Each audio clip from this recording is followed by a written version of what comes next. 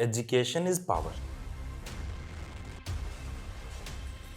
जो आपको किसी भी कैटेगरी ऑफ सोसाइटी से उठा करके किसी एक स्पेसिफिक कैटेगरी ऑफ सोसाइटी में रख सकती है।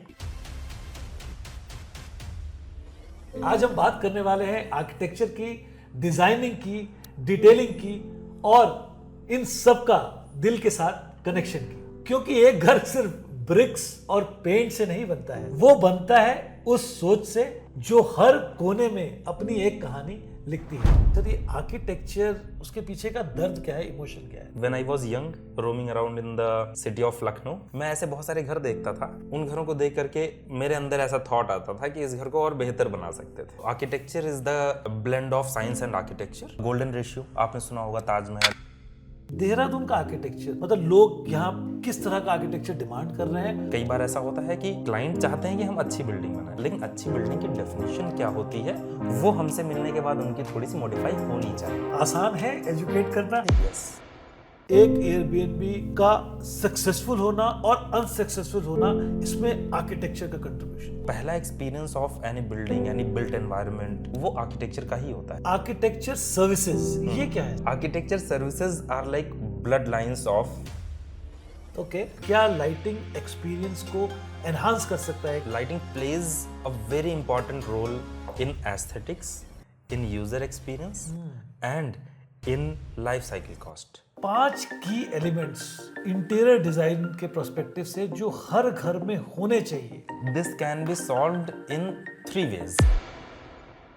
तो स्वागत है आपका होमस्टे की कहानी होस्ट की जुबानी में, जहां हर घर के पास एक कहानी है और हर होस्ट के पास एक जज्बा। तो ज्यादा देर ना करते हुए आपको मिलाते हैं एक ऐसे आर्किटेक्ट के साथ जिनका सफर लखनऊ की गलियों से शुरू होता है, जहां सिंसियरिटी थी, स्ट्रगल थी, लेकिन सबसे बड़ा एक ड्रीम था। तो ज्यादा देर ना करते हुए आपको मिलाते हैं आज के हमारे गेस्ट आर्किटेक्ट हर्षित जी के साथ। हर्षित जी, स्वागत है आपका हमारे पॉडकास्ट में। बहुत बहुत धन्यवाद आपका, और द होमस्टे एकेडमी की पूरी टीम का हमारे स्टूडियो में स्वागत है। Studio sense art and architecture. हम लोग यहाँ पर थोड़ा सा सर के इंस्पिरेशन से आर्किटेक्चर की बात करेंगे, डिज़ाइन की बात करेंगे, होम स्टेज के डिज़ाइन की बात करेंगे। तो सर, थोड़ा आपके बारे में जानना चाहेंगे। आपका बचपन कैसे बीता, क्या इंस्पिरेशन रही जो आप आज ये प्रोफेशन को चुना अपने आर्किटेक्चर को? थैंक यू सर, मुझे अपने प्लेटफॉर्म पर बुलाने के लिए और हमसे बहुत सारी इस बारे में बात करने के लिए। जो आपने पूछा हमारी जर्नी के बारे में, कैसे ये सब कुछ शुरू हुआ, तो मैं अपने बचपन में ले चलता हूँ आपको। लखनऊ में हम लोग पले बढ़े। बिल्कुल। और लखनऊ एक अच्छे आर्किटेक्चर वाला सुंदर दिखता हुआ शहर है। एक पर्सन जिसको आर्किटेक्चर के बारे में ज़्यादा कुछ नहीं पता था बचपन में, मैं यानी कि, उसको भी आर्किटेक्चर से इंस्पायर करने लायक काफ़ी बिल्डिंग्स थी लखनऊ में। बिल्कुल सर, बिल्कुल। तो बीइंग अ पर्सन, मैं बहुत ज़्यादा सोशल एक्टिविटीज़ में पार्ट नहीं लेता था। तो आई वॉज अ पर्सन जिसको इंडिपेंडेंटली कोई काम या कोई लीजर हो सके मैं वो करता था। उनमें से one of the thing was cycling. Cycle अकेले हो सकती क्या थी। बात है। तो पापा को हमारे शौक था। जैसे जैसे हम बड़े हुए, हर साइज की उन्होंने हमें साइकिल देते रहे। छोटी साइकिल, फिर थोड़ी बड़ी साइकिल। तो साइकिलिंग मेरा पैशन था। साइकिल लेकर के अपनी निकलता था लखनऊ में, इधर उधर गलियों में घूमते हुए। तो 2-3 चीज़ें बड़ी अच्छी याद आती हैं मुझे। कुछ तो बड़ी सुंदर बिल्डिंग्स दिखती थी जिनसे मैं इंस्पायर होता था। ऑल्दो उस टाइम पीरियड पर मैं आर्किटेक्चर के बारे में ज़्यादा नहीं जानता था। ज़्यादा क्या, कुछ भी नहीं जानता था मैं। प्रोबेबली आर्किटेक्चर वर्ड तो थोड़ा बहुत हो सकता है स्कूल डेज में सुना हो, लेकिन इससे ज़्यादा नहीं जानता था। But buildings were so nice कि मुझे इंस्पायर करने के लिए वो काफ़ी थी कि यार समथिंग इज़ गुड। और गलियों में लखनऊ के अच्छा खाना मिलता था। सही बात है। तो ये 2 चीज़ें थी जो अभी भी मैं अगर लखनऊ की बात करूं, लखनऊ की तरफ सोचूं, तो ये 2 चीज़ें मुझे वहाँ की बहुत याद आती हैं। इसके बाद जैसे जैसे बड़े हुए, मेरे फैमिली में मेरे फादर के एक दोस्त थे, वो कुछ ड्राइंग्स बनाते रहते थे। मैं देखता था उनको। तो उनसे थोड़ा सा बात हुई, तो उन्होंने थोड़ा सा इंट्रोडक्शन दिया मुझे। वो मेरा फर्स्ट फॉर्मल इंट्रोडक्शन था about architecture. He was not the architect, he was the assistant architect, draftsman जिनको कहते हैं, but आर्किटेक्चर से रिलेटेड ड्राइंग्स वो बनाते रहते थे। मुझे बड़ा इंटरेस्ट आया, तो मैंने उनसे पूछा कि क्या है, कैसे है। तो वो मेरा एक फॉर्मल इंट्रोडक्शन था about architecture. Although that was introduction तो हो गया, बट ऐसा बिल्कुल प्लान नहीं बना कि विल डू आर्किटेक्चर। तो इसी तरीके से फिर धीरे धीरे स्कूल बीतता रहा, 10th क्लास हो गई, फिर I was a good in studies as a kid, always. Scholar हैं आप? स्कॉलर तो मैं नहीं कहूँगा, क्योंकि मैं आता था जैसे सेकंड थर्ड आता था कॉलेज स्कूल में, तो फर्स्ट वालों को ज़्यादा स्कॉलर का आई डोंट नो, तो स्कॉलर तो नहीं कहेंगे, बट हाँ सेंसियर, कि मेरी जितनी समझ थी मैं सेंसियरिटी से करता रहता था। तो सर वहाँ से आपकी इंस्पिरेशन मिली ये ड्राफ्टमैनशिप, जो आपने बताया अंकल थे आपके डिज़ाइन करते थे, फिर IIT रुड़की पे आप आए, वो ट्रांजिशन कैसे रहा सर? वो जर्नी के बारे में थोड़ा। सर ये थोड़ा सा इंटरेस्टिंग जर्नी मैं इसको कहूँगा, राइट। क्योंकि फॉर्मल एजुकेशन में भी काफ़ी अप्स एंड डाउन्स रहते थे। ऐसा में बहुत स्टेबल अच्छा परफॉर्म करने वाला कैंडिडेट वैसे था, लेकिन हाँ बीच बीच में थोड़े ऐसे डिप्स आते रहते थे। 10th तक तो मैं काफ़ी अच्छा था स्टडीज़ में, उसके बाद फिर मेरा पर्पस लॉस हो गया। 11th 12th में आई वॉज नॉट नोइंग कि मुझे पढ़ाई क्यों करनी है मेहनत से। मुझे अगर कोई काम करना है तो मेरा पर्सनल टेम्परामेंट ऐसा है कि मुझे क्लैरिटी होनी चाहिए कि मैं ये क्यों कर रहा हूँ, है ना। अगर मुझे मैं जिस रास्ते पर चल रहा हूँ उस रास्ते का एंड नहीं दिख रहा होता है तो प्रोबेबली मेरा इंस्पिरेशन खत्म हो जाता है कि वाई मुझे पूरी पिक्चर क्लियर रहे। अच्छा। तो बहुत मेरा पर्सनल टेम्परामेंट ऐसा है, तो मुझे पिक्चर क्लियर नहीं थी कि मैं क्यों इसकी पढ़ाई कर रहा हूँ, मुझे आगे नेक्स्ट क्या करना है। तो 11th 12th was not very good for me bye education, लेकिन उसके बाद एंड आते आते मुझे थोड़ी सी क्लैरिटी हुई कि नहीं, आगे की जो एक्चुअल प्रोफेशनल जर्नी है उसके लिए हमें ये वाली स्टडीज़ की बहुत ज़्यादा ज़रूरत होती है, मेजरली इन कॉम्पिटिटिव एग्जाम्स और ये सारी चीज़ें। तो वहाँ से मुझे थोड़ा सा एक होता है ना कि सब कुछ ऐसे कोई खास इंस्पिरेशन नहीं थी, लेकिन एक पिन लग गई। कुछ ऐसे इंसिडेंसेस हुए कि सेल्फ वर्थ पर कई बार क्वेश्चन आ गया, और कभी किसी ने कुछ कमेंट कर दिया होगा, आई डोंट नो एग्जैक्टली, मुझे नहीं याद है कि ऐसा कुछ था, बट कुछ फीलिंग ऐसी थी toward the end of intermediate वाला जो फेज़ होता है। फिर वहाँ से मैंने सोचा कि I will take a break, मतलब 1 साल का गैप लेंगे और थोड़ा सा जो अपनी कैपेसिटी है उसको निकाल के लाएंगे। उस पर मेहनत करी, और फॉर आर्किटेक्चर क्योंकि इंट्रोडक्शन हो चुका था, फॉर्म भरते समय उसका एक अलग से एग्ज़ाम होता है, एप्टीट्यूड, है ना। बीटेक के लिए 2 एग्ज़ाम्स होते हैं और इसके लिए BR के लिए 3 एग्ज़ाम्स होते हैं। अच्छा। तो उसका मैंने टिक कर दिया, तो 3 एग्ज़ाम्स हुए। बीटेक में भी मेरी rank was good, considerably good, but not as good as in architecture. Then I opted for architecture और it happened like a dream, इस तरीके से हुआ। IIT रुड़की सर आप गए, एक सपना होता है एक किसी का जो 12th पास आउट करे, या मैं 12th पास आउट की बात नहीं कर रहा हूँ, मैं कह रहा हूँ उन पेरेंट्स का, सबका सपना, और कितने बड़े मान सम्मान की बात हो जाती है जब मेरा लड़का, मेरा बच्चा, या मैं खुद IIT में जाता हूँ। कैसी फीलिंग आई थी सर, और वो जर्नी एक संक्षेप में आप अगर बता सकें हमें। It was kind of, personally me was not to excited, और जैसा हम सोचते हैं कि बहुत एक्साइटमेंट वैसा वाला नहीं था, क्योंकि रीजन बीइंग ऑलरेडी मैं एक अच्छा स्टूडेंट था पहले से, तो एक्सपेक्टेशन सेट होती हैं, और our whole family was not too much extrovert, तो ऐसा नहीं था कि बहुत ज़्यादा एंजॉय हुआ, लेकिन everyone was happy, I was also happy. Sir आप एशिया के सबसे पुराने इंजीनियरिंग कॉलेज में एडमिशन लिया आपने, IIT रुड़की में आप थे 5 साल, क्या सीखा और क्या ऐसा सीखा जो नहीं सीख रहा था ये भी बताइएगा। क्या नहीं सीखना था? हाँ, ऐसी कुछ बातें बहुत सारी थीं, क्योंकि जब हम कॉलेज में होते हैं तो बहुत सारे, एक तो हमारी एकेडमिक एजुकेशन होती है, उसके पैरेलल एक एजुकेशन चल रही होती है जो हमारे सोशल सर्कल से हो रही होती है, सीनियर्स से हो रही होती है, टीचर्स से हो रही होती है। तो उसमें कुछ चीज़ें ऐसी ज़रूर रहीं जिनको मुझे लगता है कि हाँ, जो नहीं सीखना चाहिए था, या probably that was a very short term reality of that time, जो हमें लगता था कि यही रियलिटी है ऑफ द वर्ल्ड, है ना। तो ऐसी कुछ बातें ज़रूर थी जो मुझे लगता है कि कॉलेज के अंदर तक तो लगती थी कि हाँ ये बड़ी इंपॉर्टेंट है, लेकिन लाइफ में बहुत ज़्यादा इंपॉर्टेंट नहीं थी। और कुछ बातें मिसकंसेप्शंस भी थे दिमाग में about profession, about IIT, about everything. तो कुछ चीज़ें ऐसी ज़रूर नहीं जिनको नहीं सीखना चाहिए था, बट हाँ, I am not saying very much things की बहुत ऐसी चीज़ें कंपैरेटिवली कम थी उन चीज़ों से जो हमें सीखनी चाहिए थी, जो हमें सीखने को मिली। एजुकेशन का बहुत महत्व है सर, और अच्छी जगह से एजुकेशन का क्या महत्व है? सर इसके 2 पर्सपेक्टिव हैं मेरे। राइट। अगर हम एक पर्सपेक्टिव की बात करें, एजुकेशन इज़ पावर, ठीक है।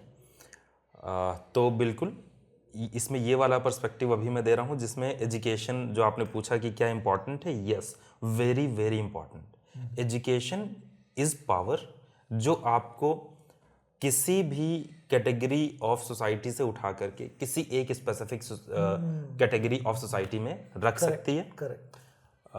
उसमें लाइफ में 2 ही 3 चीज़ें ऐसी होती हैं जो ऐसा कर सकती हैं। One of them is education. और दूसरा एजुकेशन सर, मुझे ऐसा लगता है एजुकेशन हमारी लाइफ में हमारा लोएस्ट लेवल सेट कर देती है। अच्छा जी। ठीक है, अपर नहीं सेट कर रही है ये, ठीक है, ये लोअर लेवल सेट कर रही है, मतलब बेस सेट हो गया। बेस सेट हो गया। मैंने आईआईटी से ग्रेजुएशन कर ली, पोस्ट ग्रेजुएशन कर ली। इन केस मैं लाइफ में कुछ भी ना करूं, मैं निहायती लाइक कोई इनोवेशन ना करूं अपनी लाइफ में, कोई मेहनत ना करूं, कुछ भी ना करूं, तो भी मेरा बेसिक मिनिमम लेवल ही ये है कि I will be like in top 3% of the Indian people. Correct. In that case जब मैं कुछ खास नहीं कर रहा हूँ लाइफ में, इधर मैं किसी कॉलेज में टीचिंग कर लूँ, प्रोफेसर बन जाऊँ, बेसिक लेवल पर आर्किटेक्चर प्रैक्टिस करता रहूँ, मैं कुछ भी इनोवेशन ना करूँ, तो भी I am in the top 3% of Indian society. ठीक है, तो इसने मेरा बेसिक स्टैंडर्ड सेट कर दिया कि कभी लाइफ में क्राइसिस आए तो मैं किसी भी कॉलेज जाके नॉक नॉक करके मैं टीचर बन सकता हूँ। बहुत बढ़िया बात। ठीक है जी। तो और वो चीज़ ऑलरेडी इंडिया के एक बड़े सेगमेंट के लिए एक ड्रीम है। करेक्ट। जो मेरे लिए मुझे लगता है ये तो बेसिक है, बिल्कुल बेसिक है। ठीक है, तो ये मेरा जो लोवेस्ट लेवल सेट किया कि इस लेवल से नीचे तो मैं लाइफ में कभी नहीं जाऊंगा। This is my education. Correct. ठीक है, correct. And that level can act as a platform to go above, far ahead as much as you I can. Can say it is a launch pad. It is a launch pad. तो Yes, यहाँ से yes, base yes. है, launch pad अब आपके ऊपर निर्भर करता Yes. है, आप कितना फ्यूल डाल रहे हैं, कितना रिसर्च कर रहे हैं, कितना एफर्ट डाल कहाँ रहे तक आप हैं। पहुंच यस यस, बिल्कुल rightly said sir, it is a launch pad, but इस एजुकेशन हमारी लाइफ का लोअर लेवल सेट कर देता है। अपर लेवल हमारा अपना कैलिबर सेट करेगा, हमारे अपने इफर्ट सेट करेंगे, हमारे अपने एम्बिशन सेट करेंगे, बट लोअर लेवल आपका एजुकेशन सेट कर देता है। तो मुझे लगता है from this perspective education is a supreme power which you can have. I think very beautifully put sir. मुझे ना वो 5 पॉइंट समवन की वो बुक याद आ गई, चेतन भगत की। तो सर 5 पॉइंट समवन की कुछ कहानी हुई थी, कोई गर्लफ्रेंड, कोई ऐसा रिलेशनशिप जो हो रहा चाहिए था, मजेदार रहा, सुनना चाहेंगे हम। Sir although this is the part कि as I told you I was too much introvert, और मैं काम भी, जैसे मेरे एंटरटेनमेंट के साधन भी ऐसे थे जिसमें मैं अकेले कर सकूं, लाइक साइकिल चलाना, ये तो I was not that social.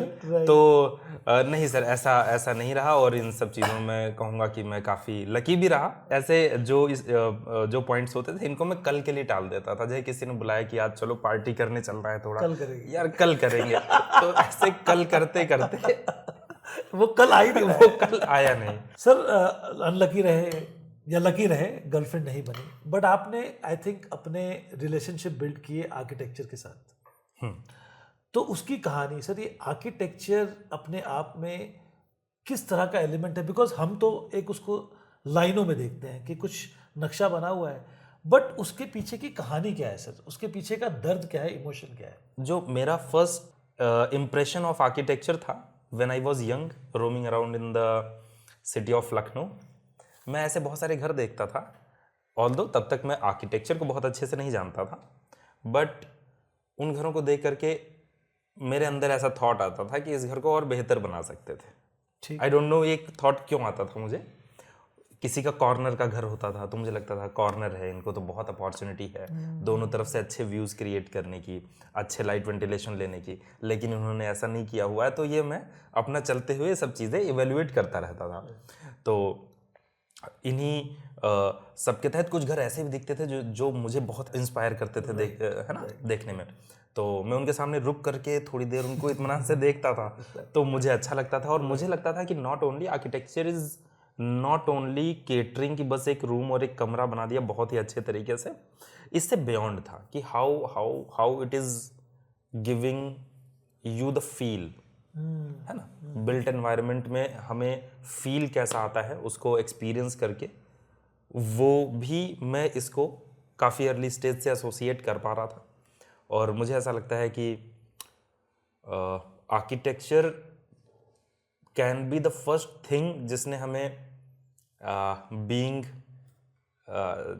जो ह्यूमन रेस होती है कि पहले हम भी है ना एनिमल्स में ही आते थे, एनिमल जब एनिमल से अलग होकर के ह्यूमन की तरफ बढ़ा होगा, जहां पर हम कहने लगे होंगे कि हाँ ये ह्यूमन है जो बाकी एनिमल से थोड़ा सा अलग एक्ट कर रहा है, तो प्रोबेबली उसमें पहली चीज आर्किटेक्चर रही होगी।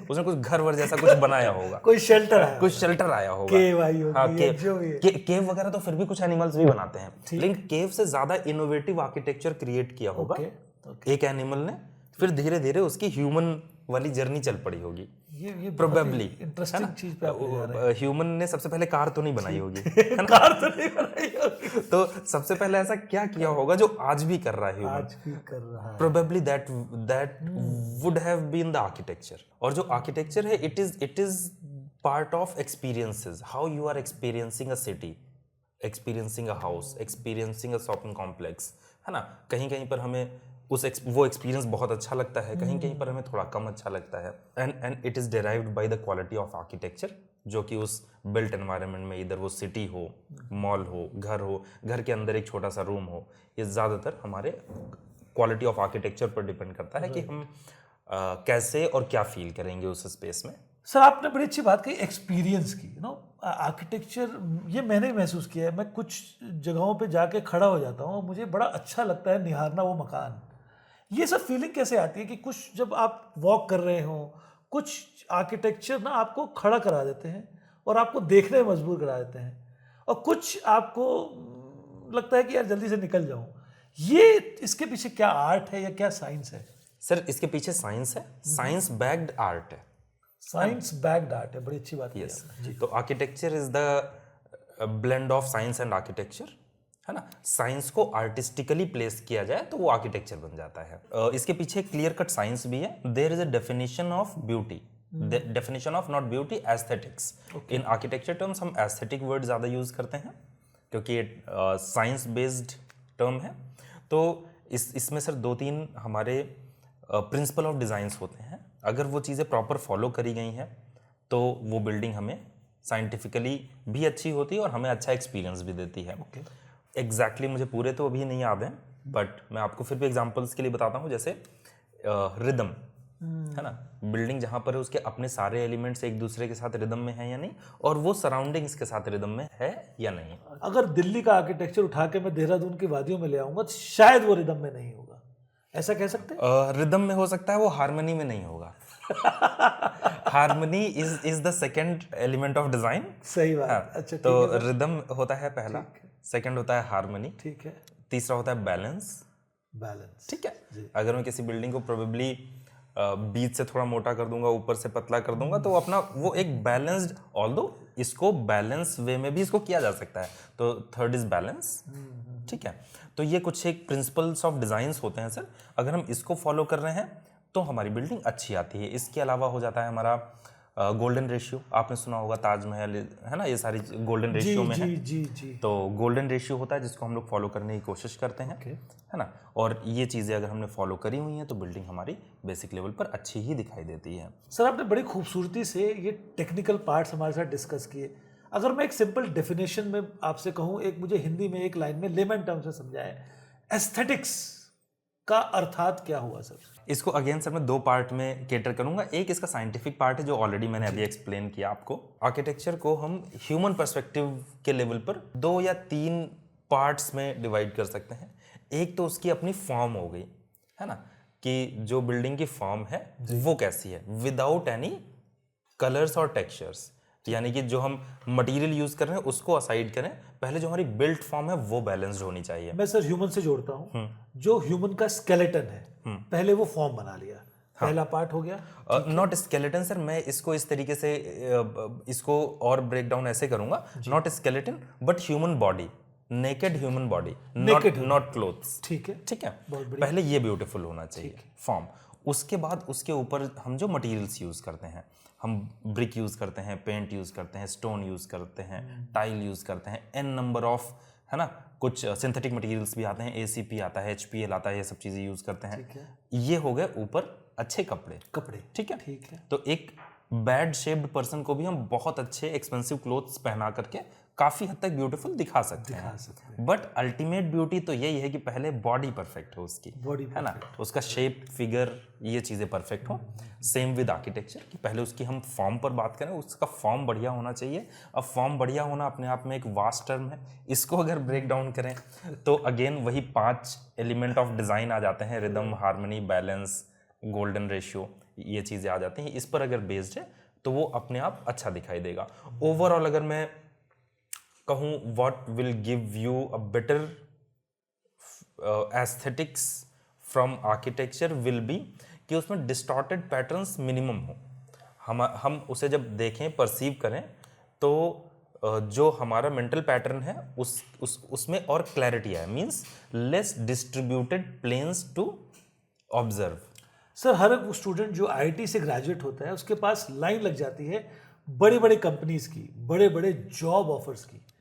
आपने वो जॉब ऑफर ठुकरा दिए और आपने अपनी कंसल्टेंसी शुरू की, वो भी देहरादून जैसे शहर में जहां प्रोबेबली अभी मार्केट बहुत नेसेंट है, रादर देन गोइंग टू, मैं कहता हूं बॉम्बे, दिल्ली या फिर यूएस या कोई बड़ी सिटी, आप आराम से जा सकते थे। सर इसमें एक डिफरेंट पर्सपेक्टिव है इन आर्किटेक्चर, जिसको मैं आपको बताना चाहूँगा। आर्किटेक्चर क्योंकि ये एक प्रोफेशनली ड्रिवन चीज़ है, तो इसमें बहुत बड़ी एमएनसीज जनरली नहीं होती हैं। ओके। हाँ, एमएनसीज जो बहुत लार्जर स्केल पर काम करते हैं, देयर आर एमएनसीज, ऐसा नहीं है कि नहीं होती हैं, वो उनके अपने सेट पैटर्न्स पर काम करती हैं, या फिर कई बार वो थर्ड पार्टी कंसल्टिंग के रूप में काम करती हैं, जिसमें हमें direct exposure to our buildings वो नहीं मिल रहा होता है। उसमें हम बहुत बड़े आर्किटेक्चर स्केल का कोई बहुत ही छोटा पार्ट कर रहे होते हैं, जिसमें कई बार हमें भी नहीं पता होता है हम किस बिल्डिंग पर काम कर रहे हैं, वो किस कंट्री में है। प्रोबेबली बहुत बहुत रेयर ऐसी कंपनीज हैं जहां पर, बट आई चोजन कि जहां पर हमें अपनी बनाई हुई बिल्डिंग्स का आर्किटेक्चर हमें पता हो कि हम किस बिल्डिंग के लिए काम कर रहे हैं, क्या डिज़ाइन कर रहे हैं। आई ऑप्टेड फॉर दिस। तो वैसे एमएनसी का जो कल्चर है, जो ट्रेंड है, वो आर्किटेक्चर में कंपैरेटिवली बहुत कम होता है, और जो सैलरी पैकेजेस भी होते हैं in architecture those are comparatively वैसे नहीं होते हैं जैसे हम बीटेक या इंजीनियरिंग में देखते हैं जी। तो दिस वाज द रीज़न। बाकी I opted for joining a larger firm जहाँ से मुझे इनिशियल एक्सपीरियंस मिले। राइट। तो मैंने दिल्ली में 2 साल काम किया with large scale architecture firms, not MNC level large scale but a bit large scale, जो 100-500 CR तक के प्रोजेक्ट्स करते थे। सो दिल्ली से देहरादून क्यों?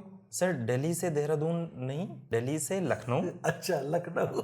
दिल्ली से लखनऊ, और लखनऊ के बाद भी जैसा मैंने बताया आपको, it started in Lucknow.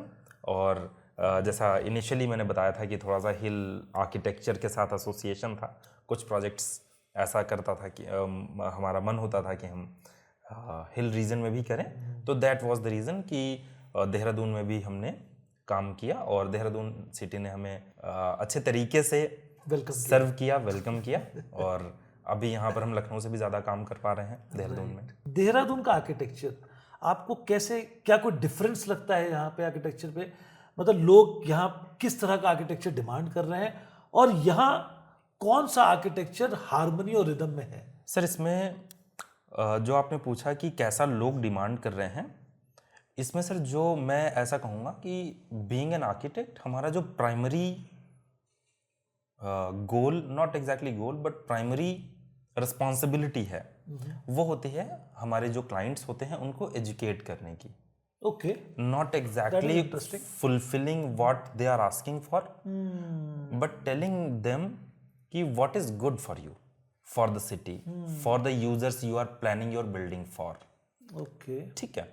Because कई बार ऐसा होता है कि हम चाहते हैं कि हमारे यूजर्स को बहुत बढ़िया चीज़ मिले, बहुत बढ़िया एक्सपीरियंस मिले, तो हम बहुत बढ़िया महंगे वाले पत्थर की फ्लोरिंग कर दें। ठीक है, सही कह बट ऐसा नहीं है। जो कोई भी आ रहा है देहरादून, वो एक्सपीरियंस करना चाहता है थोड़ा वुडन फ्लोर। ठीक है, तो this is a very tiny example of कि क्लाइंट चाहते हैं कि हम अच्छी बिल्डिंग बनाएं, लेकिन अच्छी बिल्डिंग की डेफिनेशन क्या होती है वो हमसे मिलने के बाद उनकी थोड़ी सी मॉडिफाई होनी चाहिए। Not in terms of superimposing our thoughts on them, नहीं, but by educating them the right thing, then they will understand, okay हाँ मेरी ब्रीफ इससे हटके ऐसी होनी चाहिए अब, तो तब वो हमसे रिलेट कर पाते हैं, आर्किटेक्चर से रिलेट कर पाते हैं और एक अच्छी ब्रीफ हम बना पाते हैं। तो मेरा किसी भी क्लाइंट के साथ काम करने का जो पहला स्टेप होता है, we not directly put into the drawing कि लेट्स हाँ this is the plot and let's start making the drawing on it, ऐसा नहीं है। पहले जो हमारा फर्स्ट टास्क होता है वो एक कंप्लीट टास्क ही ये है कि हम एक प्रोजेक्ट की जो ब्रीफ है उसको एस्टैब्लिश करें अच्छे तरीके से।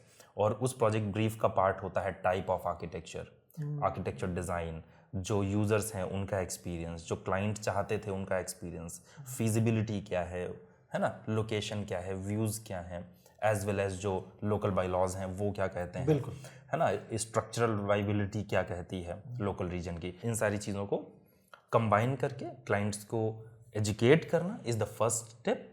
और मुझे ऐसा लगता है उसके बाद एक अच्छी ब्रीफ निकल करके आती है और उस पर हम काम करते हैं। सर आसान है एजुकेट करना? क्यों? आप समझ रहे हैं मैं कहाँ पहुँच रहा हूँ? मैं बिल्कुल समझ गया सर। इसमें भी मैं कहूँगा मेरा एक्सपीरियंस थोड़ा सा अलग है जी। मैं in one word answer I will say yes. Okay, मुझे एजुकेट करने में बहुत चैलेंज नहीं आया।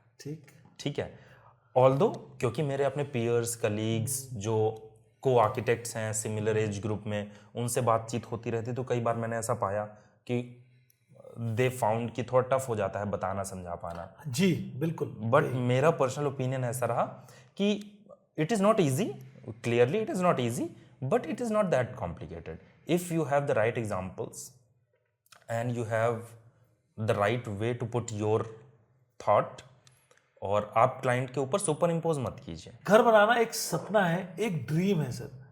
हम सारा कुछ जो हमने देखा होता है, समझा होता है, वो एक घर में इम्पोज करना चाहते हैं। बट वहाँ पे आप आते हैं और आप कहते हैं नहीं सर, आपका ड्रीम तो है बट यहाँ वैलिड नहीं है। तो वहाँ पे एज अ क्लाइंट जो मेरे सपने कहीं ना कहीं मुझे ऐसा लगता है चकनाचूर हो रहे हैं, बट ज़रूरी भी हैं। तो वहाँ एजुकेशन, कंसल्टेंसी कितनी इंपॉर्टेंट हो जाती है सर? सर बिल्कुल राइट क्वेश्चन आपने पूछा और बहुत इंपॉर्टेंट क्वेश्चन पूछा। देखिए कंसल्टिंग अगर हम जनरलाइज वे में, अभी हम आर्किटेक्चर की बात नहीं करते, एक जनरल कंसल्टिंग की अगर बात करें तो anything which you are trying to do and you are not having a prior strong experience of that, having a consultant is a life saver thing. Correct. आप किसी भी अननोन टेरिटरी में पैर रख रहे हैं विदाउट अ गाइड, तो it is like that only कि आप अननोन टेरिटरी में पैर रख रहे हैं विदाउट अ गाइड। तो कोई भी चीज़ जो आप लाइफ में पहली बार करने जा रहे हैं या आपके पास उसका प्रॉपर और एंड प्रायर एक्सपीरियंस नहीं है, take a consultant with you, क्योंकि कंसल्टेंट आपको फोमो से बचाता है। आप जो करना चाह रहे हैं उसको टाइम वाइज ऑप्टिमाइज करके देता है आपको, उसको कॉस्ट वाइज ऑप्टिमाइज करके देता है, और जो आपकी cost saving, time saving, effort saving होती है इसमें, उसका अगर एक फ्रैक्शनल पार्ट वो चार्ज भी करता है तो this is a very win win situation for both of you. It's an investment. It's an investment, not investment, it is a clear return. It's a saving actually. It is a return. हमारे बहुत से दर्शक हैं जो home stage चालू करना चाहते हैं, एयरबीएनबी चालू करना चाहते हैं, बट उनके पास एक क्लियर कट पाथ नहीं है। वो आते हैं हमारे पास, होम स्टे कंसल्टेंसी लेते हैं, हमारे से कॉल्स लेते हैं। बहुत से लोग प्रॉपर्टी के बारे में कंसल्टेंसी लेना चाहते हैं, इंटीरियर के बारे में। तो आर्किटेक्चर की अगर मैं बात करूं सर, कितना इंपॉर्टेंट है एक एयरबीएनबी का सक्सेसफुल होना और अनसक्सेसफुल होना, इसमें आर्किटेक्चर का कंट्रीब्यूशन। बीइंग एन आर्किटेक्ट तो मुझे तो लगेगा कि आर्किटेक्चर इंपॉर्टेंट है, बट अगर मैं बिल्कुल genuinely neutral point of view से देखूं तो भी अगर मैं एज ए यूजर कहीं जाता हूं तो पहला experience of any building, any built environment वो आर्किटेक्चर का ही होता है। और मुझे ऐसा लगता है कि आर्किटेक्चर आपको बहुत इफिशिएंट बना सकता है, बहुत लेस इफिशिएंट भी बना सकता है ना, बहुत ऑर्गेनाइज्ड बना सकता है, बहुत अनऑर्गेनाइज्ड भी बना सकता है। आपको इश्क में भी ला सकता है सर, खड़े होके आप निहार रहे हो बिल्डिंग। बिल्कुल बिल्कुल बिल्कुल बिल्कुल सर जी, है ना। तो मुझे लगता है आर्किटेक्चर इज लाइक, वैसे डेकोर, सर्विस, है ना, cleanliness, everything matters, but architecture क्योंकि उन सबको केटर कर रहा है। आर्किटेक्चर ऐसा हो सकता है जो बहुत जल्दी गंदा होता हो, आर्किटेक्चर ऐसा हो सकता है जो अपने आप को साफ सुथरा रख पाए using projections, balconies, level differences, ठीक है। तो मुझे ऐसा लगता है कि very very very important sir. Sir क्या आर्किटेक्चर वो एक लाइन तक सीमित है या इसके पीछे की और लंबी कहानी है? सर आर्किटेक्चर को हम इस तरीके से समझ सकते हैं कि जो first line of thought about architecture होता है इन जनरल, कि जो हमारे स्पेसेस हैं, रूम्स हैं, करेक्ट। इधर वो टॉयलेट है या कोई और चीज़ है, वो कैसे प्लेस्ड है, कहाँ पर प्लेस्ड है। प्रोबेबली हमें लगता है कि इतना ही आर्किटेक्चर है, बट जनरली सर इससे ये this is the first stage of architecture. इससे काफ़ी डीपर सेंसेस में आर्किटेक्चर जाता है। मेजरली आप आर्किटेक्चर को ऐसे देखें कि you are a user of architecture around you, and that architecture, how that architecture is treating you and facilitating you is the main purpose of a good architecture. Okay. A good architecture will cater and facilitate you well. A bad architecture will not cater and not facilitate you well. Like एक space में मैं enter करता हूँ, ठीक है, वो space जिस purpose के लिए बना हुआ है उस पर्पस को कितना ऑर्गेनिकली वो मुझे केटर एंड सर्व कर देता है। मेरी जनरल टेंडेंसी अगर राइट साइड बैग रखने की है और लेफ्ट साइड बैग रखने का अरेंजमेंट दिया गया है, तो मेरे माइंड को एक एक्स्ट्रा चीज ध्यान रखनी है कि भैया लेफ्ट साइड बैग रखना है, ठीक है। बहुत बढ़िया बात। If I am using the WC health faucet या स्प्रे, राइट साइड एक राइट हाइट पर होना चाहिए। अगर वो मैं गलत हाइट पर दे दूंगा तो है ना, it will be a bit tough and bitter experience of using that space, ठीक है। तो I will consider this, consider architecture not only aesthetically well, but it should facilitate and cater well to its users. Yes. बिल्कुल। और इसका जो direct connection होता है वो मेजरली आर्किटेक्चरल सर्विसेज से होता है। सर्विसेज से होता है ना सर। आर्किटेक्चर आपने समझाया, आर्किटेक्चर सर्विसेज ये क्या है sir? Architecture services are like blood lines of okay the architectural body. If we consider architecture को किसी भी स्केल का, जो architecture let's say a small building, let's say a house, है ना, तो उसकी जो ब्लड लाइंस हैं वो उसको लाइफ देती हैं। ब्लड लाइंस में आ जाता है हमारी प्लम्बिंग, ड्रेनेज, इलेक्ट्रिफिकेशन, वाईफाई, है ना, ऑल दीज लाइंस, है ना। और ये जितने बेहतर तरीके से इम्प्लीमेंट करी जाएंगी एक बिल्डिंग में, उतना अच्छा बिल्डिंग का यूजर एक्सपीरियंस हो जाएगा। यूजर एक्सपीरियंस अच्छा होगा, और मैं कह रहा हूँ अगर आप सही से डिजाइन कर रहे हैं शायद पैसे भी बहुत बचा लो आप। सही से डिजाइन करते हुए नॉट ओनली पैसे बचाने का नहीं सर, आर्किटेक्चर में there is one more term जो हमें समझना चाहिए, life cycle cost. Life cycle cost, ठीक है। ठीक है, ठीक है। एक बिल्डिंग हम लेट से बना रहे हैं, as per IS standards building design करी जाती है करंट टाइम्स में 100 ईयर्स के लिए, ठीक है। But if we have taken all the right measures suggested, it will go for 100 years. If we will not take those considerations, it may be for 50 years. ठीक है। तो किसी भी आर्किटेक्चर को स्टैब्लिश करते हुए हमें कॉस्ट का एक तो अपफ्रंट कॉस्ट होती है कि बिल्डिंग बनाने तक ये कॉस्ट है, कितना खर्चा आया, ठीक है। उसके बाद बिल्डिंग को ऑपरेट करने का एक खर्चा होता है, ऑपरेट करने का खर्चा, ठीक है। वो ऑपरेट करने का खर्चा इनटू जितने साल के लिए हम वो बिल्डिंग बना रहे हैं, लेट्स से 100 ईयर्स, ये टोटल बिल्डिंग का खर्चा हमें जोड़ना चाहिए, ठीक है। तो that will be the life cycle cost of the building, right, ठीक है। If we are using the cheap materials and planned it in a cheap manner, हमारा अपफ्रंट कॉस्ट तो हमें कम होता हुआ दिखाई देगा, बट उसकी maintenance and life cycle cost इतनी ज्यादा होगी जो एक तरीके से हमारे ऊपर it will be like an EMI on us, and that will take all the tolls. तो सर आपने बताया कि एक होती है life cycle cost, life cycle cost, एक तो होती है इनिशियल कॉस्ट, एक लाइफ साइकिल कॉस्ट। अगर हम बिजनेस रन कर रहे हैं, बहुत सारे व्यूअर्स हमारे होम स्टेज Airbnb चलाना चाहते हैं, कुछ के घर बन चुके हैं सर, और कुछ अभी कंसीव कर रहे हैं, ग्रीनफील्ड प्रोजेक्ट्स हैं। यस। तो सर एक ग्रीनफील्ड प्रोजेक्ट के लिए तो आपने बताया कंसल्टेंट हायर करिए, पूरा तरीके से काम कीजिए, बट बात हो रही है उनकी जो ऑलरेडी अब घर बना चुके हैं, वो लोग के पास क्या चॉइस है कुछ ऐसे चेंजेस करने की, कंसल्टेंसी लेने की, जहां वो अपनी ऑपरेशनल कॉस्ट रिड्यूस भी कर सके लेकिन एक्सपीरियंस को एनहांस भी कर सके? सर मुझे ऐसा लगता है बिल्कुल हम कर सकते हैं। There are 2 perspectives of it. एक तो हम मैक्रो लेवल पर ही चीज़ों को ऐसे बनाएं कि हमारी ऑपरेशनल कॉस्ट कम हो, AC का बिल कम आए, बिजली की ज़रूरत कम हो, दिन में लाइट्स की ज़रूरत ना हो, इसके अलावा जो हम मटेरियल्स यूज़ करें वो थोड़ा लॉन्ग लास्टिंग मटेरियल्स को यूज़ करें, है ना, ऐसा कर सकते हैं। बट जब हमारा ऑलरेडी बन चुका होता है तो हम मैक्रो लेवल पर तो ज़्यादा चेंज नहीं कर सकते, बट फिर हम माइक्रोज पर प्लान कर सकते हैं। माइक्रोज पर प्लान करने का तरीका ये होता है कि जो हम अपनी ऑपरेशनल कॉस्ट है उसकी लिस्टिंग करें कि कौन कौन सी चीज़ों में हमें हमारे जो ऑपरेशंस हैं वो कंजम्पशन क्या हो रहा है उनका। उसमें one of the main important thing is electricity. Electricity is majorly consumed by air conditioning, है ना। तो एयर कंडीशनिंग का लोड कम करने के लिए we can provide good insulation to the walls. उस केस में हमारा हीट गेन कम होगा और इलेक्ट्रिसिटी कंजम्पशन भी रिड्यूस हो जाएगा। रिड्यूस करने के साथ साथ we can introduce solar panels as well. Solar panels पर अच्छी सब्सिडीज मिलती हैं, 25 ईयर्स गुड लाइफ उनकी होती है। तो उससे पहले तो हमने इलेक्ट्रिसिटी कंजम्पशन ही रिड्यूस कर लिया, उसके बाद फिर सोलर पैनल्स वगैरह को यूज़ करके हम काफ़ी हद तक ऑपरेशनल कॉस्ट अपनी कम कर सकते हैं। इसके अलावा अगर हम और माइक्रोज में जाएं, इन वेरी टाइनी डिटेल्स, अगर हमारा टॉयलेट है उसकी टाइल्स का फ्लोर का स्लोप है वो अगर थोड़ा सा हैवी स्लोप है तो वाटर फ्लो क्योंकि तेज होगा तो उसका डिपॉजिट कम होगा, ठीक है। अच्छा। और अगर स्लोप बहुत मिनिमल है या जीरो है तो वाटर सब कुछ डिपॉजिट कर देगा, पानी पानी तो बह जाएगा बट चीज़ें डिपॉजिट ज़्यादा होंगी तो आपको फ्लोर कंपैरेटिवली ज़्यादा गंदा दिखाई देगा, ठीक है।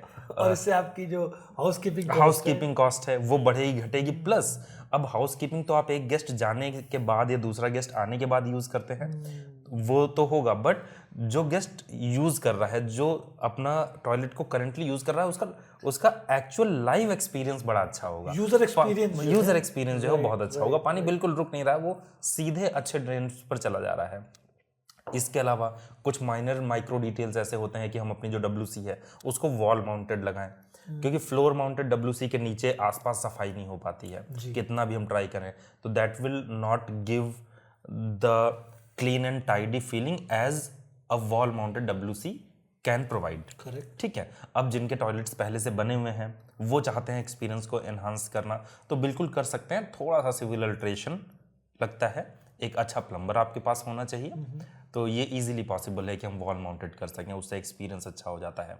एक्सपीरियंस की बात करें तो WC की हाइट एग्जैक्ट कितनी है, कई बार आपने देखा होगा कि कई जगह हम जाते हैं WC की हाइट या तो थोड़ी ऊपर होती है तो हमें कुछ मच्छियाँ वच्छियाँ रखनी पड़ती है ना, कुछ में नीचे होती है तो उसकी ऑप्टिमम हाइट क्या होनी चाहिए। ये सारी बहुत ही माइनर चीज़ें हैं जिससे आपके गेस्ट, आपके सेल्फ के यूज़र के लिए थोड़ा सा जो आपका यूज़र एक्सपीरियंस है वो काफ़ी वेरी कर जाता है इतनी माइन्यूट डिटेल से, है ना। कर्टेंस हैं, अगर कर्टेन आपने वो आईलेट वाले कर्टेंस लगाए हुए हैं तो उसको तमाम ढकेलते रहिए, वो किनारे खिसकता ही नहीं है, तो that is not a very good experience to have, है ना। अभी ट्रैक्स वाले कर्टेंस लगाइए आप, कोई छोटा बच्चा भी साइड में ऐसे करे तो स्लाइड आउट हो जाते हैं।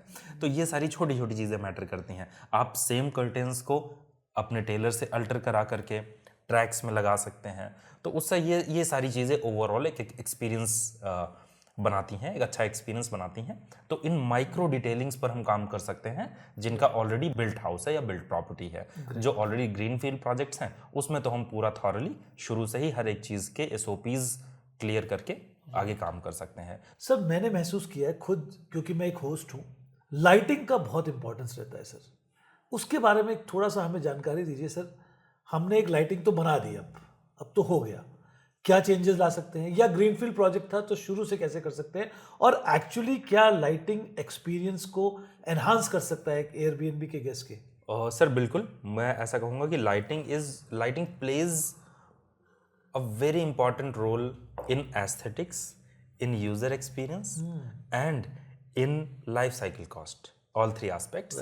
तो इसमें सर जो फर्स्ट लाइन ऑफ थॉट होता है, ऑल्दो मैं ये बताना चाहूँगा कि जो लाइटिंग वाला पार्ट है, अगर आपका ऑलरेडी कंस्ट्रक्टेड या एस्टैब्लिश्ड प्रॉपर्टी है फिर भी लाइटिंग के पार्ट को हम ऑलमोस्ट 90-95% तक एनहेंस कर सकते हैं, मॉडिफाई कर सकते हैं विदाउट मेजर अल्ट्रेशन और without a major cost, major upfront cost, है ना। तो लाइट का सर कुछ एक कॉन्सेप्ट्स होते हैं यूजेस ऑफ लाइटिंग के। First line is no major lighting on the wall, okay, ठीक है। Your main lighting always should be on the ceiling. If possible, the source should be hidden या उसके आगे डिफ्यूजर्स लगे हुए हों। ठीक है, ये एक बहुत ही जनरल लेमन लैंग्वेज में ये फर्स्ट लाइन ऑफ थॉट है। ये किया जाता है कभी भी, क्योंकि जब हम किसी स्पेस को यूज कर रहे होते हैं और हमारी वॉल पर लाइट होती है तो कहीं ना कहीं किसी ना किसी एंगल से हमारी आईज पे डायरेक्ट स्ट्रेन डाल रही होती है। सीलिंग पर लाइट होने से हमारा जो विजुअल लेवल होता है वो बहुत क्लियर हो जाता है, उसमें हमें लाइटिंग डायरेक्ट नहीं दिखाई देती है। पहला ये है। सेकेंड इज जो कलर ऑफ द लाइट है ना। 3 तरीके की मेजर कैटेगरीज होती हैं लाइटिंग में, warm white, natural white and white. Right. Traditionally white light use होती आई है, बट अभी हम लोग जो रिकमेंड करते हैं, जो आपकी मेन लाइटिंग है उसको आप नेचुरल वाइट रखिए। Natural white is almost similar to the sunlight, day light. उसमें जो लुक एंड फील है वो भी अच्छा आता है, एक्सपीरियंस भी अच्छा होता है, और बहुत ज़्यादा मैन मेड टाइप एनवायरनमेंट नहीं दिखाई देता है उसमें, नेचुरल दिखाई देता है। हाँ, और दूसरा होता है हमारा वार्म वाइट लाइटिंग, जो हमारी डेकोर लाइट होती है या एम्बियंट लाइट होती है।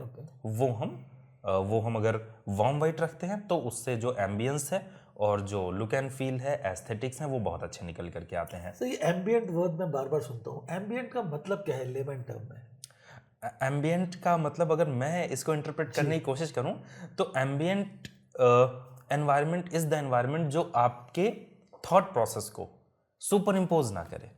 आप जो सोच रहे हैं आप उसी को सोचें और वो एक कंफर्टिंग एनवायरनमेंट दे, रादर देन अ एनवायरनमेंट जो हमारे इंटरनल एनवायरनमेंट के ऊपर सुपर इम्पोज करने की कोशिश करता है ना। इसीलिए आपने देखा होगा कि एम्बियंट, जब हम एम्बियंट वर्ड यूज करते हैं तो थोड़ा सा डिम लाइट हमें नजर आती है दिमाग में। होटल्स में जनरली जब जाते हैं, होटल रूम में, या हम जाते हैं जिस एरिया में जहाँ काम रिक्वायर्ड हो, वहाँ जनरली मैंने देखा है एक वार्म वाइट लाइट का ज़्यादा यूज़ रहता है होटल रूम्स में या होम स्टेज में, या इवन मैं फोटोग्राफ्स में अगर देखता हूँ कि हम लोग जब एयरबीएनबी की लिस्टिंग बना रहे होते हैं तो एक वार्म वाइट वाली लाइटिंग का एम्बियंस जब आता है तो लोगों को अट्रैक्ट करता है।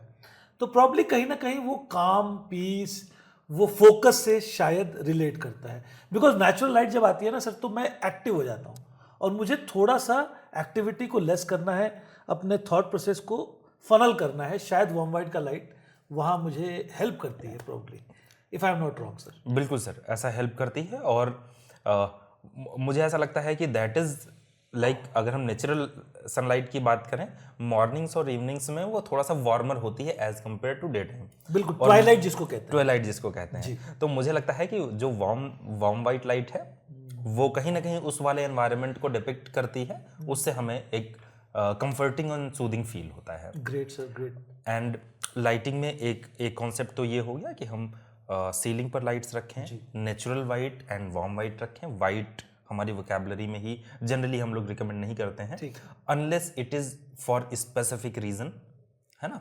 तो एक अदर कॉन्सेप्ट होता है कि multiple layer of lighting. Okay, ठीक है, ऐसा नहीं होना चाहिए किसी एक रूम में गया, हमने लाइट जलाई तो पूरी लाइट जल गई और बंद करी पूरी बंद, है ना। There should be around 3 layers of lighting, कि हमें सिर्फ हमें टीवी देखनी है तो भी हमें हल्की सी लाइट रूम में चाहिए, लेकिन कोई मेजर लाइट नहीं चाहिए क्योंकि फोकस हमारा टीवी पर है, या हम कोई ऐसी एक्टिविटी कर रहे हैं जिसमें बहुत ज़्यादा विजुअल नीड नहीं है हमें, तो that can be ambient light, है ना। और अगर हमें फुल लाइट चाहिए, कोई एक्टिविटी है, कोई मीटिंग है, कुछ पढ़ना है, तो हम फुल लाइट भी जला सकते हैं। तीसरी लाइट होती है नाइट लाइट। नाइट लाइट उसका नाम होता है, generally it is not only for night, it is like कि बहुत ही कम जस्ट आप स्पेसेस देख पाएंगे, बट कोई भी आपका विजुअली बहुत ज़्यादा स्ट्रॉन्ग कैरेक्टर नहीं होंगे आपके अराउंड स्पेसेस के। तो night light, then ambient light, then main light. तो 3 लेयर्स ऑफ लाइटिंग ज़रूरी है कि हम अपने यूज़ के अकॉर्डिंग, अपने मूड के अकॉर्डिंग अपने रूम को लिटअप या कम लिटअप कर पाएँ। तो ये 2-3 चीज़ें ऐसी हैं जिसको अगर सेल्फ लेवल पर भी थोड़ा सा सोच करके कोई अपनी प्रॉपर्टी को डिज़ाइन करता है तो लाइटिंग पर्सपेक्टिव से काफ़ी अच्छा कर सकता है। और जिसको थोड़ा सा और डीपली इसमें जाना है वो आपके थ्रू ज़रूर हम लोगों से कनेक्ट हो सकता है उस चीज़ में और डीप कंसल्टिंग के लिए हमसे। Sir, user experience with design with architecture, sir सबसे बड़ा एक क्वेश्चन, हम सब होम स्टे वाले इससे रिलेट करेंगे। गेस्ट आता है, बोलता है मुझे अर्ली चेक इन चाहिए और लेट चेकआउट चाहिए। ओके, ठीक है सर।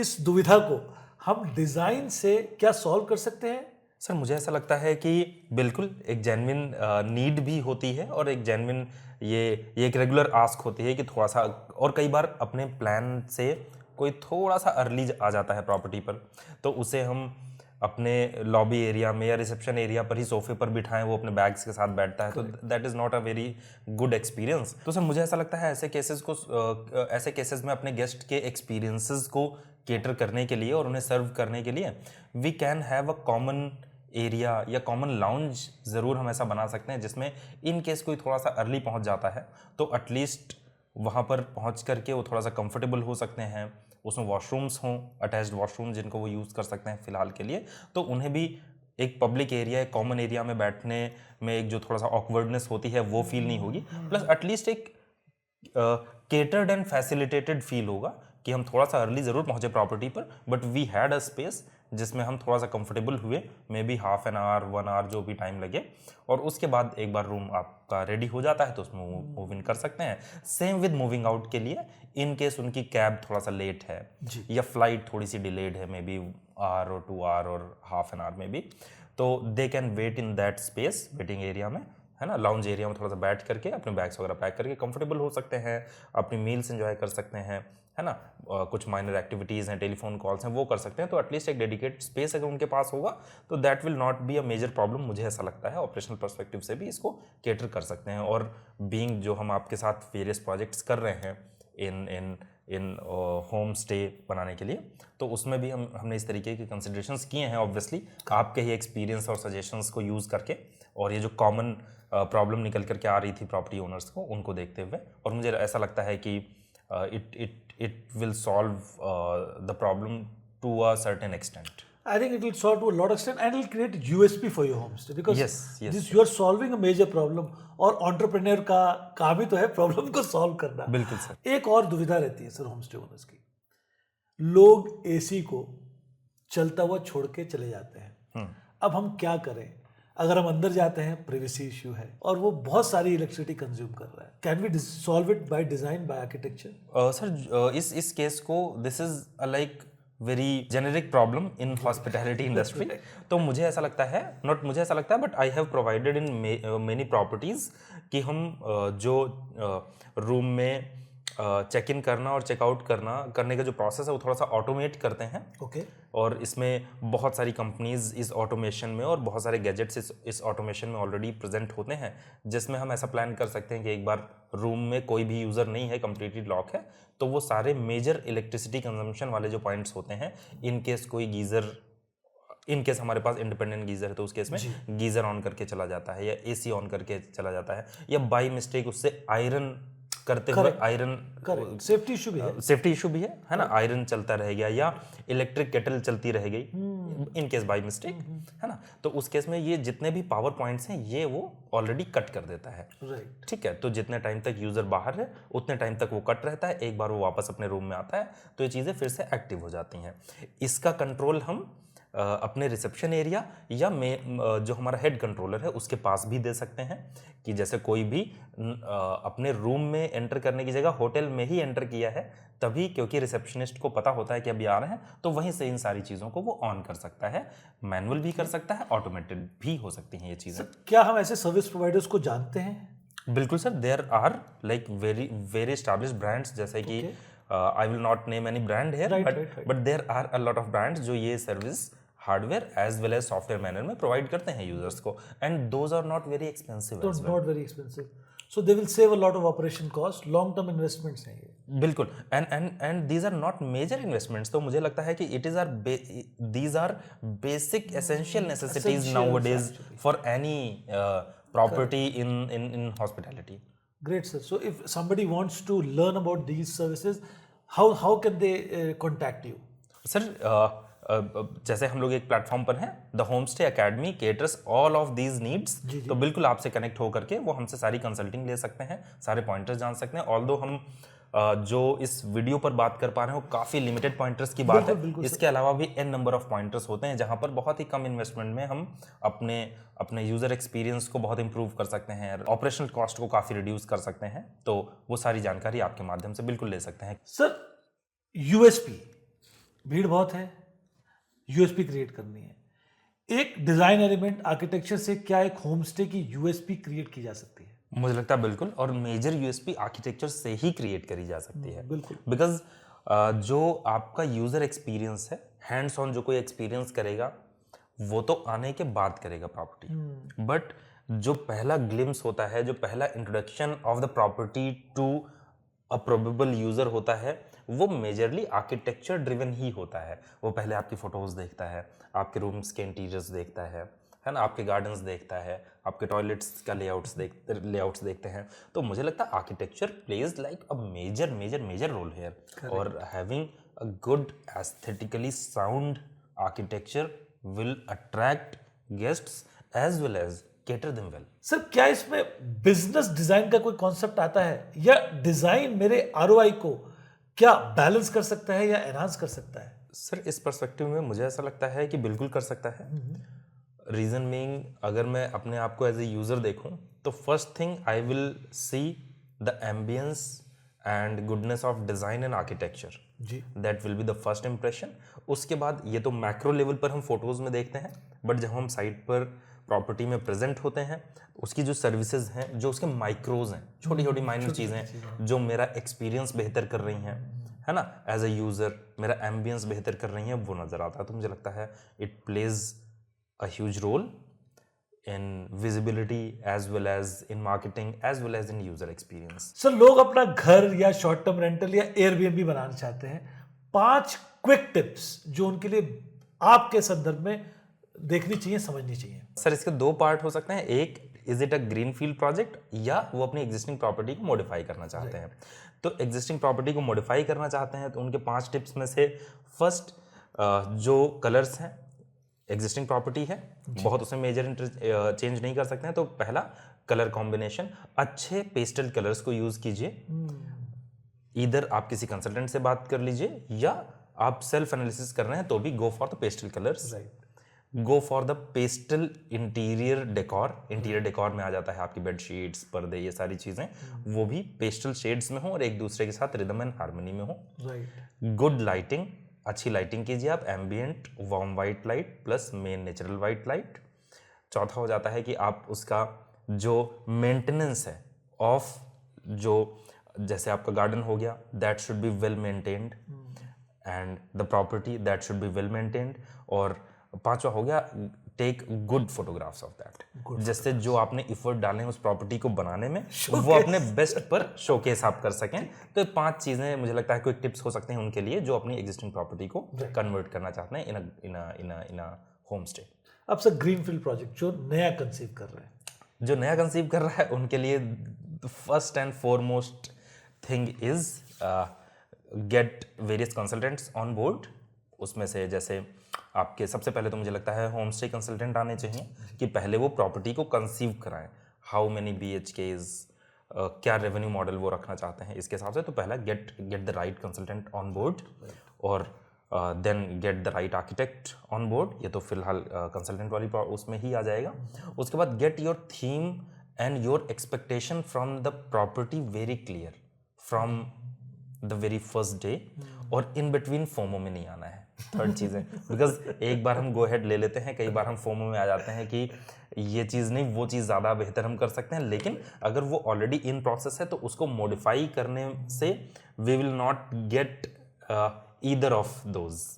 ठीक है, तो फोमो में नहीं आना है और अपने कंसल्टेंट्स पर ट्रस्ट करना है। As a person who is going to invest money, मुझे क्या सोचना चाहिए फाइनल डिसीजन लेने के लिए कि भाई ये आर्किटेक्ट मेरे लिए सही है? If someone is planning to make an Airbnb, the first consultant जिनको उन्हें ऑन बोर्ड करना चाहिए, that is like home stay consultant, and आपसे बेहतर उसमें कोई नहीं है। और उसके बाद जो उनकी लोकेशन है, जो उनका टाइपोलॉजी ऑफ दैट प्रॉपर्टी है, वो कैसा एक्सपीरियंस देना चाहते हैं, इस बिहाफ पर मुझे ऐसा लगता है कि जो होम स्टे कंसल्टेंट हैं वो बेहतर सेलेक्ट कर सकते हैं अपनी निश ऑफ आर्किटेक्ट का, क्योंकि हर एक आर्किटेक्ट का अपना निश, अपना टेस्ट और अपना काम करने का तरीका होता है ना। तो जो first identify your own project, then match that project with the theme and niche of the architect. तो ये एक सही तरीका हो सकता है getting an architect on board. और उसके लिए भी आपको पहले मुझे लगता है होम स्टे कंसल्टेंट जो है वो आपके पास होने चाहिए। वही आपके प्रोजेक्ट को डिराइव कर पाएंगे कि कौन से एक्सपीरियंसेस को हमें फोकस करना है इस प्रोजेक्ट में, किस टाइप की प्रॉपर्टी एस्टैब्लिश करनी है, क्या नंबर ऑफ रूम्स होने चाहिए, क्या नंबर ऑफ कीज होनी चाहिए, है ना, स्विमिंग पूल है या क्या जो भी है, मतलब it will be designed by the home stay consultant first, then similar niche के आर्किटेक्ट को हमें एक्सप्लोर करना चाहिए। राइट सर, इंटीरियर डिजाइनिंग की बात करते हैं, बड़ा इंपॉर्टेंट एलिमेंट है और मुझे पता है आप इसमें एक अच्छी पकड़ रखते हैं। सर आजकल पिंटरेस्ट है हर जगह तो लोग कहते हैं क्या मुझे इंटीरियर डिजाइनर की अब जरूरत है? There are multiple levels in which हम इसका आंसर कर सकते हैं। इफ समवन इज देयर कि जो by any means interior designer को हायर नहीं करते, उनके लिए Pinterest is good enough. Pinterest से वो जो सेल्फ लेवल पर बनाते हैं उससे तो वो बेहतर बना पाएंगे bye exploring Pinterest in a better manner. ठीक है, थोड़ा अच्छे तरीके से एक्सप्लोर करके करेंगे तो without having any idea Pinterest के आइडिया से करना इज बेटर। अब अगर उससे बेहतर हम करना चाहें और आपका प्रोजेक्ट थोड़ा ज़्यादा बड़ा है, जैसे कोई अपना सिर्फ एक वर्क स्टेशन डिज़ाइन करना चाहता है या एक वॉल डिज़ाइन करना चाहता है, पिंटरेस्ट आइडिया लेकर के अपने एग्जीक्यूशन टीम को, कारपेंटर को बता सकते हैं और मुझे ऐसा लगता है कि काफ़ी हद तक एग्जीक्यूट हो जाएगा। Fine, it is fine. But जब हम पूरे प्रोजेक्ट की बात करते हैं, पूरे घर की बात करते हैं, तो पिंटरेस्ट हमें एलिमेंटल आंसर्स बहुत अच्छे दे सकता है या एलिमेंटल ऑप्शंस दे सकता है कि for this wall this is very good, for that wall this is very good, for that room this is very good, for fall ceiling this is very good. तो elemental level पर those all options are good. But जब हम उन सारे options को put together करेंगे तो वो सारे के सारे ऑप्शंस, सारे के सारे जो वो हैं, वो एम्बियंस, हार्मनी, रिदम, बैलेंस में है या नहीं है, दिस इज अ क्वेश्चन। ठीक है, तो इसके लिए हमें एक एक्सपर्ट की जरूरत पड़ती है जो आपके आइडियाज को ही in a right rhythm and balance वो स्टिच टुगेदर कर सकता है। हाँ, और अगर हम स्टिच टुगेदर वेल मैनर में नहीं करेंगे तो किसी भी घर में आप जाइए तो वो एक्सपीरियंस हो जाता है कि this is elemental Pinterest design, है ना। Independent designs are good but those are not well stitched together. बहुत बढ़िया आपने बात। तो ये इसके लिए हमें, है ना, बेशक हमें काफी आइडिया है हमारे घर का कि हमें ऐसा ही चाहिए जैसा हम पिंटरेस्ट से देख रहे हैं, बट फिर भी आप किसी एक्सपर्ट को ऑन बोर्ड लेंगे तो it will be very very like best for the project. 5 key elements interior design के पर्सपेक्टिव से जो हर घर में होने चाहिए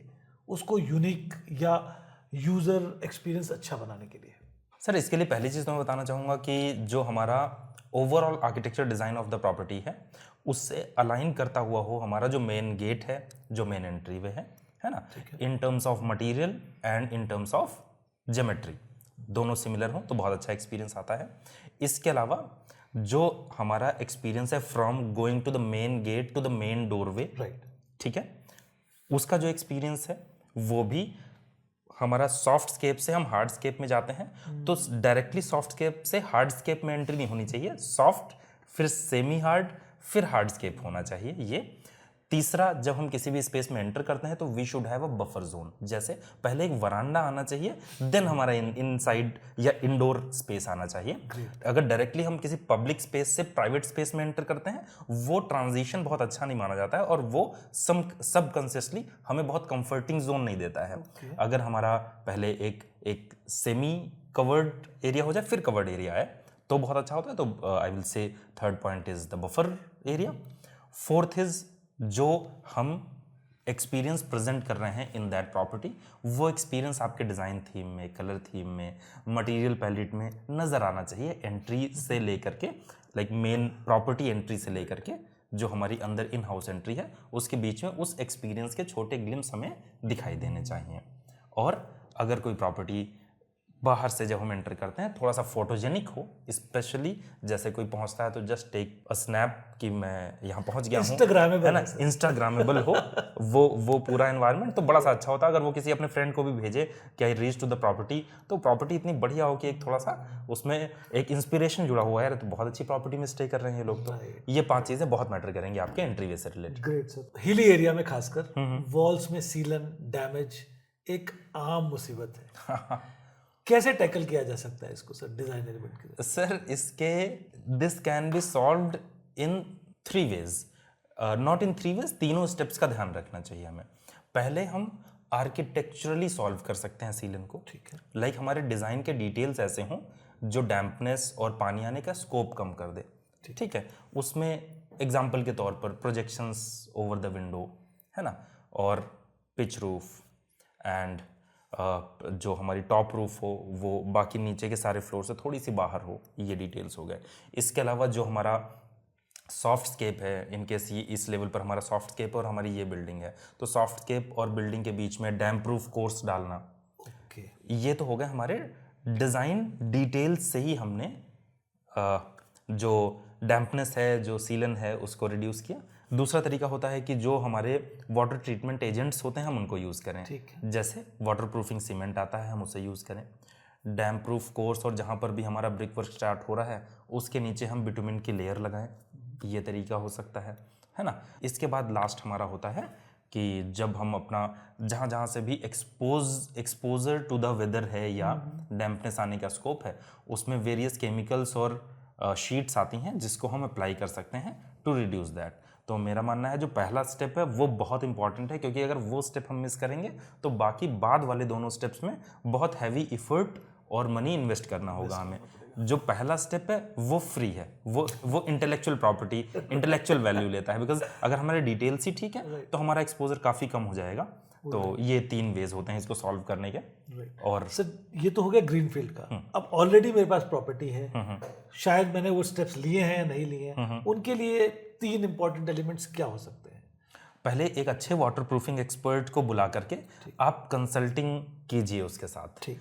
रीजन बीइंग आपको लगेगा पानी मुझे यहाँ दीवार पर दिखता है तो शायद यहाँ ट्रीटमेंट की जरूरत है, बट वो फाइंड करेगा इसका सोर्स क्या है, ठीक है। वो एक्सपर्ट है उस चीज़ में, तो वो पहले पूरा बिल्डिंग का ऑडिट करेगा कि इसके सोर्सेज क्या हैं और क्यों यहाँ पर पानी आ रहा है, उसको वो आइडेंटिफाई करेगा।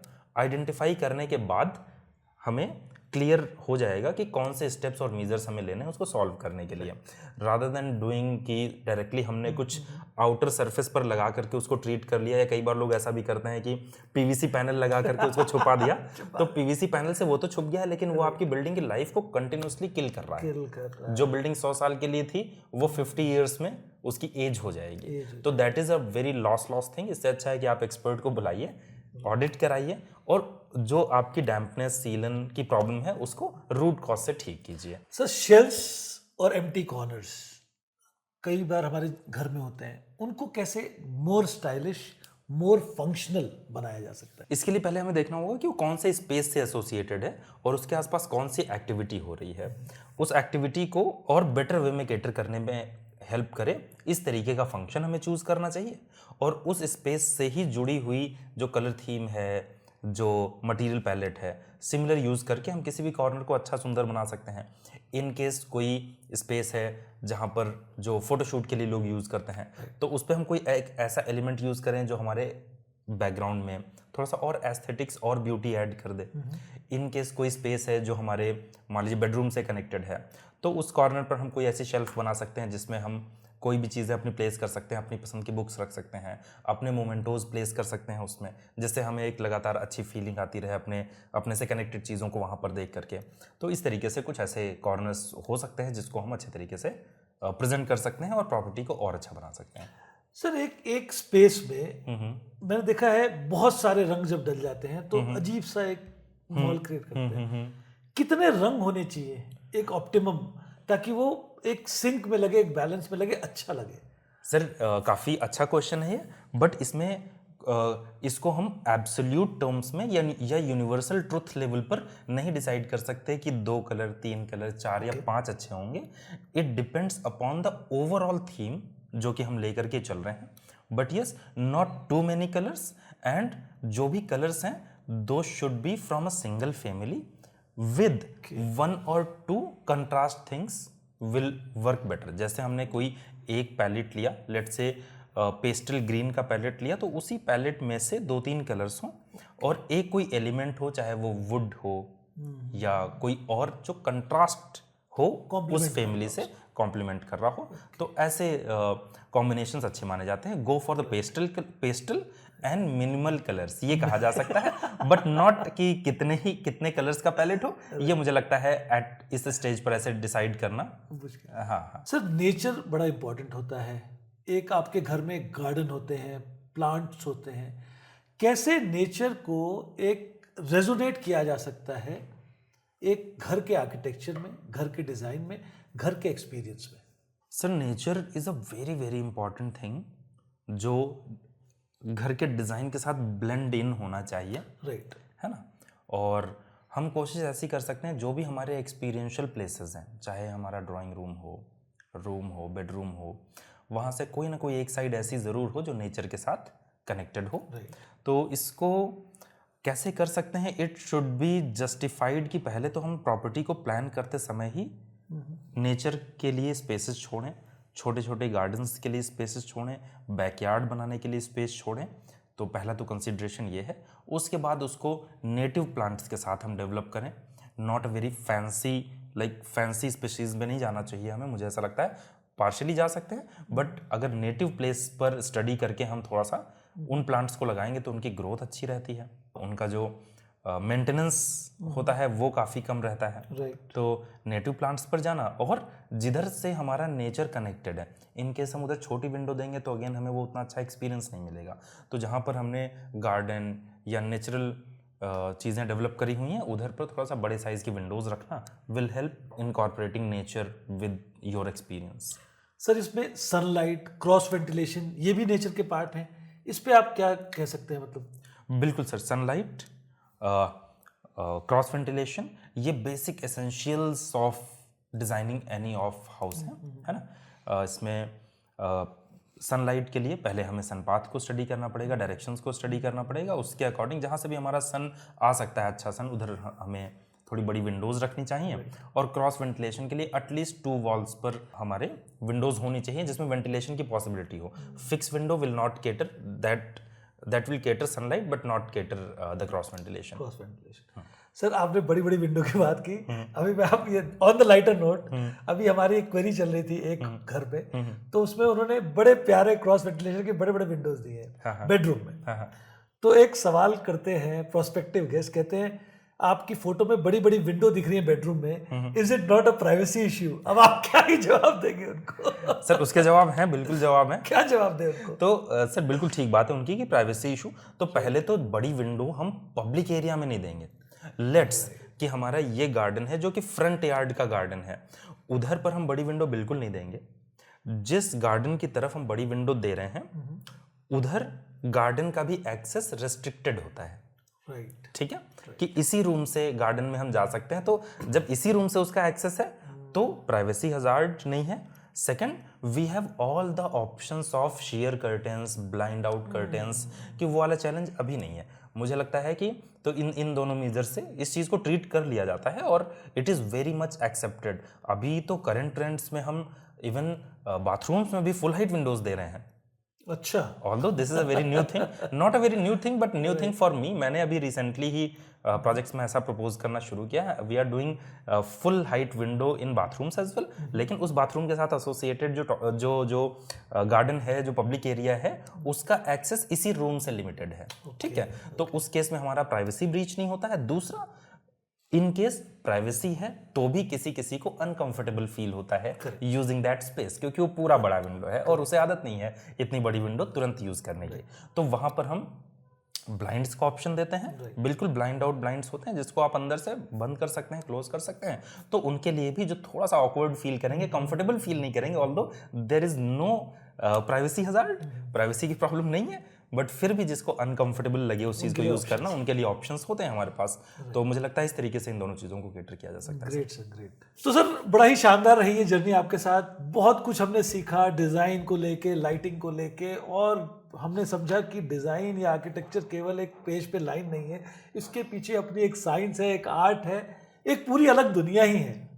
कंसल्टेंसी की वो दुनिया जो लेना बहुत ज़रूरी है किसी को जो इतना पैसा ऑलरेडी अपने प्रोजेक्ट पे लगा रहे हैं, वो एक इन्वेस्टमेंट करें जो लॉन्ग टर्म में उनको एक्चुअली सेविंग्स है। तो सर बहुत अच्छा लगा, बहुत लोगों ने लाइक भी किया होगा, I am sure lot of people will come to you for consultancy on lot of things. अब सर बारी आई है एक रैपिड फायर राउंड की। इसमें सिंपल है सर, हम आपको एक क्वेश्चन फेंकेंगे, आपने फटाफट जो पहला दिमाग में आया वही जवाब देना है। बिल्कुल ठीक है। तो शुरू करें सर? बिल्कुल। सर वुड फिनिश या कंक्रीट की vibes? Blend of both. One homestay you dream to redesign? Actually there are some places in the city जो बहुत ही community wise those are very important places, but वहाँ पर एक अच्छा good architecture example की जगह बहुत ही मीडियोकर बिल्डिंग कई बार बनी हुई होती है। I will not say any specific building name, but yes I would like to redesign a few buildings on very important places in the city. आपका डिजाइन स्टाइल, आपका डिजाइन कॉन्सेप्ट एक sentence में? Merging various geometrical shapes together. Sir एक ऐसी Indian city जहां आप design करना चाहते हो? जैसलमेर। क्या बात है सर, अगर आर्किटेक्ट नहीं होते तो क्या कर रहे होते? इसके दो पर्सपेक्टिव हैं। क्या करना चाहिए जितना मैं अपने आप को जानता हूँ, या क्या कर रहा होता बाय अपॉर्चुनिटी। तो पहला, आर्किटेक्ट नहीं होते तो मुझे लगता है I would have been a good advocate. Second, I would like to be a traveller. तो आज हमने हर्षित जी के साथ इस पॉडकास्ट में समझा है कि डिजाइनिंग एक प्रोफेशन नहीं है, एक प्रेयर है, एक पैशन है। हर लाइन, हर कॉर्नर, हर डिटेल, हर एक सरिये में एक कहानी छुपी हुई होती है, एक पैशन, एक मेहनत, एक नॉलेज और एक विजडम छुपी होती है। और आज के एपिसोड ने हमें एक चीज तो क्लियर कर दी है, चाहे पिंटरेस्ट हो, चाहे एआई हो, क्रिएटिविटी या वो प्रोडक्ट तभी निखर के आता है जब उसमें इंसानियत हो, एक ह्यूमन टच और एक ह्यूमन अंडरस्टैंडिंग हो। तो हर्षित जी, थैंक यू सो मच, हमें उस लाइंस, उस ब्रिक मॉर्टर की पीछे की दुनिया में जो इंसानियत छुपी है उसको दिखाने के लिए, उस इमोशन को उजागर करने के लिए। You are most welcome sir, and thank you for taking us on the platform. और मुझे लगता है कि आपके व्यूअर्स के लिए कुछ वैल्यू हम लोग जनरेट कर पाए होंगे, और looking forward for next sessions इसी तरीके के, जो कि व्यूअर्स के लिए काफ़ी वैल्यू जनरेट करते रहें। और best wishes to you and the whole team of home stay academy for creating a right path to the people जो कि होम स्टे एस्टैब्लिश करना चाह रहे हैं। वी आर एक्चुअली ऑनर्ड कि आप जैसे एक्सपर्ट्स हमारे पॉडकास्ट में आते हैं, लोगों के लिए समय निकाल के और बहुत अच्छी जानकारी देते हैं। और ये प्लेटफॉर्म आप ही के लिए बना है, होम स्टे ओनर्स या जो लोग होम स्टे चलाना चाहते हैं या प्रोबेबली सोच रहे हैं होम स्टे चलाने का। तो आप जुड़े रहिए हमारे चैनल से, देखते रहिए हमारे पॉडकास्ट, हमारे वीडियोस। बहुत जल्द हम आपके लिए अब design elements, home and decor के बहुत शानदार एलिमेंट्स वीडियो के फॉर्म में लाने वाले हैं। तो स्पेस पे बने रहिए, चैनल को सब्सक्राइब कीजिए, लाइक कीजिए और कमेंट जरूर कीजिए। Thanks for watching.